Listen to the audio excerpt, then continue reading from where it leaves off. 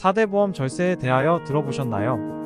비과세 항목을 잘 활용한다면 사업주인 회사는 4대 보험 회사 부담분을 줄일 수 있고 근로자는 본인의 근로소득세를 줄이는 두 마리 토끼를 잡는 효과가 있습니다. 4대 보험은 국민연금, 건강보험, 고용보험, 산재보험을 말합니다. 4대 보험 납부 의무자는 사업주와 근로자 각각 절반씩 납부해야 하죠. 하지만 근로자 지급분에 대한 납부는 회사에서 급여 지급 시 원천 징수하여 대신 납부하므로 실제로는 회사에서 사업자 부담분과 근로자 부담분을 한꺼번에 신고 납부합니다. 고용보험과 산재보험은 고용 후 근로내용 확인신고서를 제출해야 하며 이와 동시에 의무적으로 고용보험과 산재보험에 가입됩니다. 그러면 4대 보험 절세에 대한 방법이 있을까요? 4대 보험 절세의 출발점은 근로자에게 지급되는 임금인 급여, 상여금 등이 비과세에 해당되는가를 따지는 것으로 근로소득세 비과세 항목은 회사 입장에서도 4대 보험이 줄어들고 근로자 입장에서도 4대 보험 납부액이 경감됩니다. 국민연금의 보험료율은 총 9%이므로 회사와 근로자가 각각 4.5%씩 납부합니다. 건강보험료의 요율은 급여에 대하여 총 7.09%이고 근로자와 사업주가 반반인 3.545%씩 부담합니다. 여기에 장기요양보험료가 부가적으로 붙는데 급여에 대하여 붙는 것이 아니고 건강보험료 계산된 금액에 대하여 12.81%가 추가됩니다. 4대 보험 절세는 근로자와 회사 모두에게 해당되는군요. 그러면 구체적으로 얼마나 절세가 되는지 알려주세요. 대부분의 근로자가 해당되는 10대 비과세를 보겠습니다. 10대에 대한 비과세 한도가 기존 10만원에서 20만원으로 늘어납니다. 실질적으로 물가가 계속 상승하므로 과거 세법 한도인 월 10만원으로 점심값을 대체할 수 없기 때문이죠. 회사 점심시간의 식사는 근로자가 사내급식을 이용하거나 아니면 근처 식당에서 제공받는 식사나 음식물이 될 수도 있죠. 만약 사내급식이나 음식을 제공받지 않는다면 근로자는 본인의 돈으로 식사를 해야 합니다.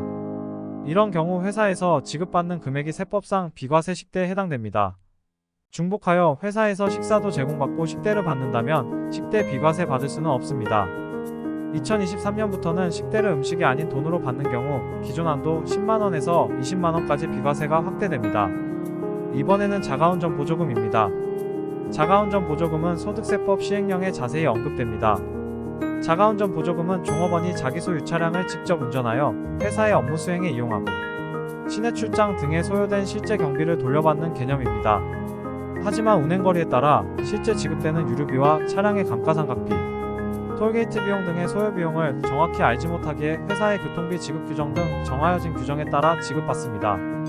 이를 세법에서는 월 20만원까지 실비 변상적 급여로 봅니다. 만약 자가운전 보조금이 월 20만원을 초과하여 지급하는 경우 그 초과 금액은 근로소득으로 처분됩니다.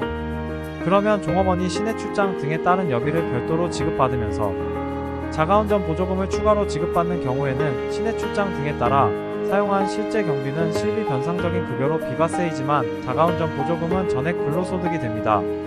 자동차 보험료나 자동차세처럼 1년이나 6개월 단위로 나가는 것은 회사에서 대신 일시에 지급한 경우에도 지급 대상 기간의 월수로 나눈 금액을 매월 지급한 것으로 보는데 차량 관련 수리비 등으로 지급한 금액을 포함하여 월 20만원 초과 여부를 판정합니다.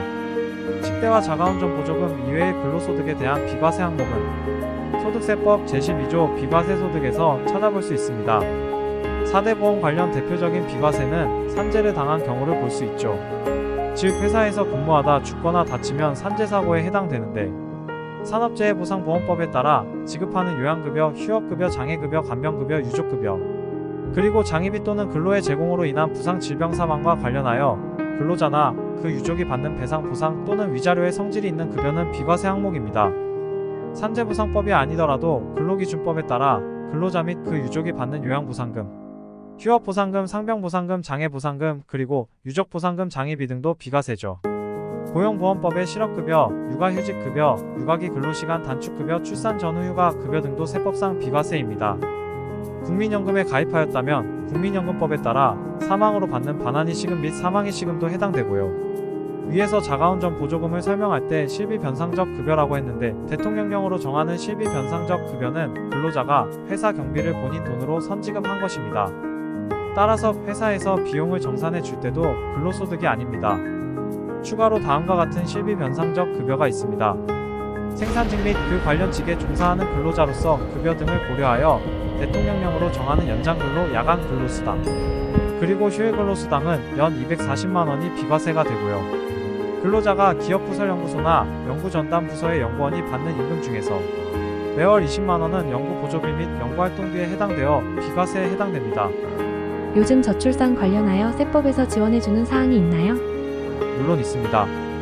근로자 또는 그 배우자의 출산으로 6세 이하 자녀 보육과 관련하여 회사에서 지급하는 금액이 월 10만 원 이내는 비과세입니다. 이것을 자녀 보육수당이라고 합니다. 이와 비슷한 것으로 아동수당이 있죠. 아동수당은 나라에서 모든 아동들에게 월 10만 원씩 현금으로 지급하는 것으로 자녀 보육수당과 완전히 다른 것입니다. 마지막으로 사내복지기금에서 지급하는 금액은 근로복지기본법에 따라서 비과세되는 항목입니다.